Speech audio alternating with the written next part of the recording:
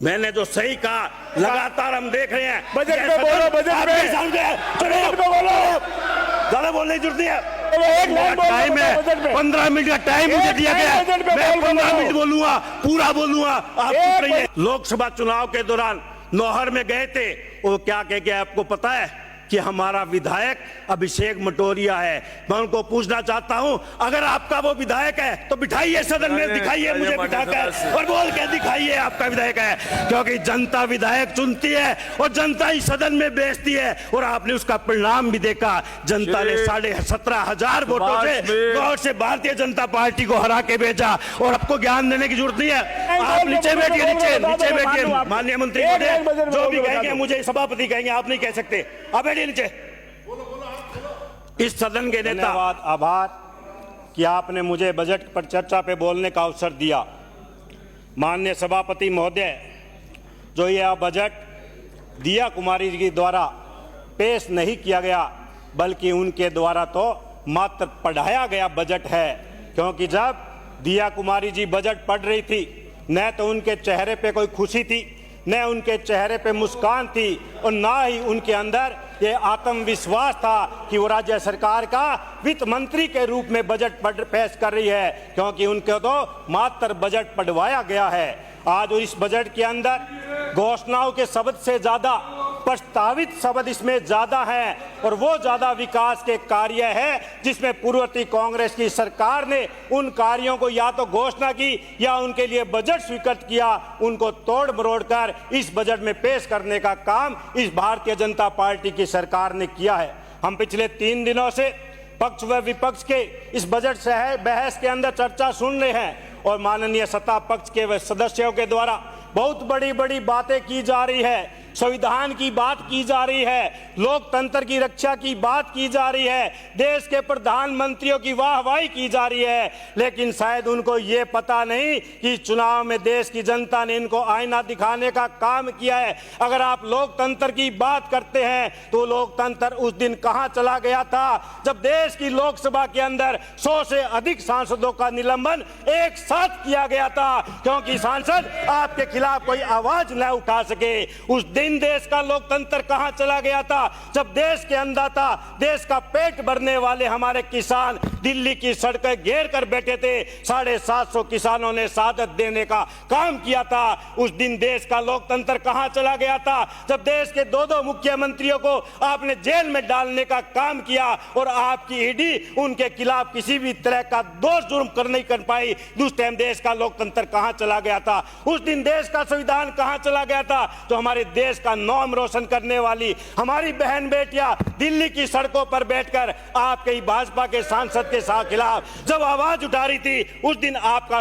लोकतंत्र कहां चला गया था? उस दिन देश का लोकतंत्र कहां चला गया था जब चंडी में गंड में मेयर का चुनाव हो रहा था? उस दिन लोकतंत्र कहां चला गया? उस दिन लोकतंत्र कहां चला गया जब कोटा के अंदर शांतिपूर्ण धरना प्रदर्शन किया जा रहा था? देश की हमारे राजस्थान की जनता की आवाज को उठाया जा रहा था। आपके ही द्वारा विधायकों के ऊपर, नेता प्रतिपक्ष के ऊपर, अध्यक्ष के खिलाफ मुकदमे करवाए गए। तब लोकतंत्र कहां चला गया था? उस दिन लोकतंत्र कहां चला गया था जब 8 जुलाई को पूरे राजस्थान की जनता ने लोकतंत्र का वो काला दिन देखा कि पार्षदों को नगर पालिका में बिठा के रखा और आपने चुनाव कराने का काम नहीं किया। उस दिन लोकतंत्र कहां चला गया था? मैं पूछना चाहता हूं, उस दिन लोकतंत्र कहां चला गया जब ईडी सीबीआई के माध्यम से कोई भी व्यक्ति, कोई भी नेता, कोई भी पत्रकार, कोई भी साहित्यकार आपके खिलाफ आवाज उठाता है, महंगाई के खिलाफ बोलता है, भ्रष्टाचार के खिलाफ बोलता है, तो उसमें आप उनको जेल में डालने का काम करते हैं। कहां चला गया वो लोकतंत्र?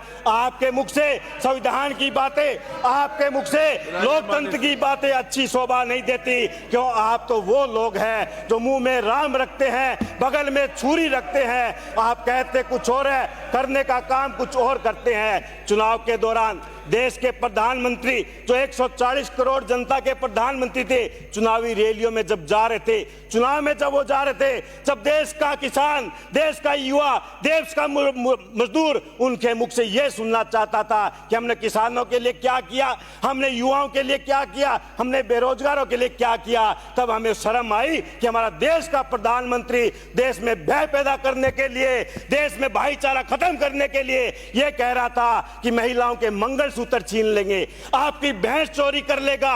हिंदू मुस्लिम के नाम पर पूरे देश में भय पैदा किया जा रहा था। उस दिन पूरे देश की जनता शर्मसार हुई। और आप लोग तो जो राम का नाम लेते हैं, राम की बड़ी बड़ी बातें करते हैं, अयोध्या चुनाव क्या आपने हारा? यूपी की सीटें आपने क्या गंवाई? आपके नेता प्रधानमंत्री जी ने राम का शब्द का नाम लेना ही छोड़ दिया और उन्हें दूसरी दिन जय जगन्नाथ कहने शुरू कर दिया, क्योंकि उड़ीसा से आपको सीटें मिली थी और उसका आईना देश की जनता ने आपको दिखाया। धार्मिक जगह पे जो आपने धर्म का, हिंदू धर्म का, जाति का आपने जो राजनीतिक एजेंडा इस बार देश में बनाया है, उस धर्म के नाम पर, जाति के नाम पर जो आप वोट लेना चाहते थे, इस बार देश की जनता जाग चुकी है, देश का युवा जागरूक हो चुका है और आपको आईना दिखाने का काम किया कि मात्र 240 सीटों पर समेटने का काम किया। वो भी सीटें आपने ज्यादातर गड़बड़ी करके जीतने का काम किया। और जो 14 उपचुनाव हुए उसमें आप सबने देखा भारतीय जनता पार्टी को मात्र 2 सीटें मिली। महादेव शिव ने भी आपको पर्चा दिया, बद्रीनाथ की सीट भी आपके हाथ से निकली। आप ज्यादा सिद्धांतों की, आप ज्यादा संविधान की और आप ज्यादा लोकतंत्र की बातें ना करें, क्योंकि देश की जनता ने आपके दोहरे चरित्र को पहचान लिया है। और आने वाले समय में आप कह रहे हैं ना हमारे पूर्व मंत्री महोदय कि अभी झांकी बाकी है, झांकी तो देश की जनता भी आपको दिखाएगी जब आपके 4 राज्यों के उपचुनाव होंगे, राजस्थान में उपचुनाव होंगे, तब आपको देश की और राजस्थान की जनता आईना दिखाने का काम करेगी। आज कुछ सदस्य कह रहे थे पूर्ववर्ती सरकार ने तो रेवड़ी बांटने का काम किया है, क्योंकि आपको आपके चश्मे से, आपकी नजर से गरीब आपको नजर नहीं आता, दलित आपको नजर नहीं आता, युवा आपको नजर नहीं आता, बेरोजगार आपको नजर नहीं आता। आपको तो चंद पूंजीपति घराने नजर आते हैं। अगर 200 यूनिट घरेलू उपभोक्ताओं को बिजली दी गई, जिस गरीब व्यक्ति का बिजली का कनेक्शन कट जाया करता था उसको राहत देने का काम मुख्यमंत्री ने किया, ये आपको रेवड़ी लगती है। उस किसान का जो आज बरसात ना हो या ज्यादा होने से फसल बर्बाद हो जाती है, उस किसान को 2000 यूनिट बिजली निःशुल्क देने का काम पूर्ववर्ती सरकार ने किया, वो आपको रेवड़ी नजर आती है। आज गरीब व्यक्ति का इस बढ़ती महंगाई में चूल्हा नहीं जल पाता था, ये तो मुख्यमंत्री अशोक गहलोत ने, जिन्होंने मुख्यमंत्री अन्नपूर्णा फूड पैकेट योजना लेकर आए, गरीब का चूल्हा जलाने का काम किया, वो आपको रेवड़ी नजर आती है। हमारे युवा बच्चों का सपना था कि हम भी इंग्लिश मीडियम स्कूल में जाए, उस बच्चे को सपने को साकार करने का काम पूर्ववर्ती सरकार ने किया, वो आपको रेवड़ी नजर आती है। हमारे लोकप्रिय मुख्यमंत्री अशोक गहलोत ने पेंशन राशि को बढ़ोतरी करने का काम किया, वो आपको रेवड़ी नजर आती है। मुख्यमंत्री अशोक गहलोत ने शहरों के अंदर भी नरेगा चालू करने का काम किया, वो आपको रेवड़ी नजर आती है। क्योंकि आप किसान विरोधी है, आप दलित विरोधी है, आप युवा विरोधी है।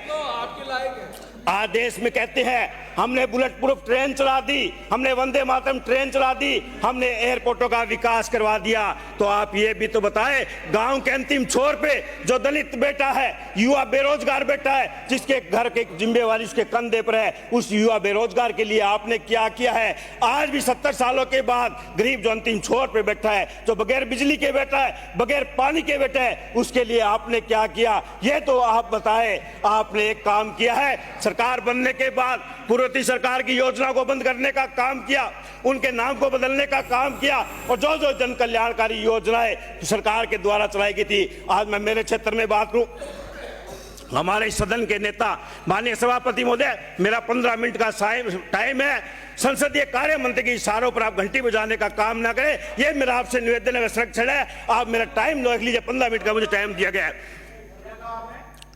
मैंने जो सही कहा, लगातार हम देख रहे हैं, बजट में बोलो, बजट में बोलो, ज्यादा बोलने की जरूरत नहीं है। टाइम है, 15 मिनट का टाइम मुझे दिया गया है, मैं 15 मिनट बोलूंगा, पूरा बोलूंगा। आप चुप रहिए, बजट में एक लाइन बोल के बता दो, एक लाइन बजट में एक लाइन बता दो। आप चुप रहिए, आपको ज्ञान देने की जरूरत नहीं है। आप नीचे बैठिए, नीचे बैठिए। माननीय मंत्री महोदय जो भी कहेंगे मुझे सभापति कहेंगे, आप नहीं कह सकते। आप बैठिए नीचे। इस सदन के नेता लोकसभा चुनाव के दौरान नौहर में गए थे, वो क्या कह के आपको पता है कि हमारा विधायक अभिषेक मटोरिया है। मैं उनको पूछना चाहता हूं, अगर आपका वो विधायक है तो बिठाइए सदन में, दिखाइए मुझे बिठाकर और बोल के दिखाइए आपका विधायक है, क्योंकि जनता विधायक चुनती है और जनता ही सदन में बेचती है। और आपने उसका परिणाम भी देखा, जनता ने 17,500 वोटों से गौर से भारतीय जनता पार्टी को हरा के भेजा और आपके उस विधायक को घर पे बिठाने का काम उसने किया है। माननीय सभापति महोदय, टाइम नहीं हुआ मेरा भी, बिराजे आप सदस्य। माननीय सभापति महोदय, मैं आपसे कहना चाहता हूं, माननीय सभापति महोदय मेरा टाइम नहीं हुआ 15 मिनट का। माननीय सभापति महोदय, परिवर्तित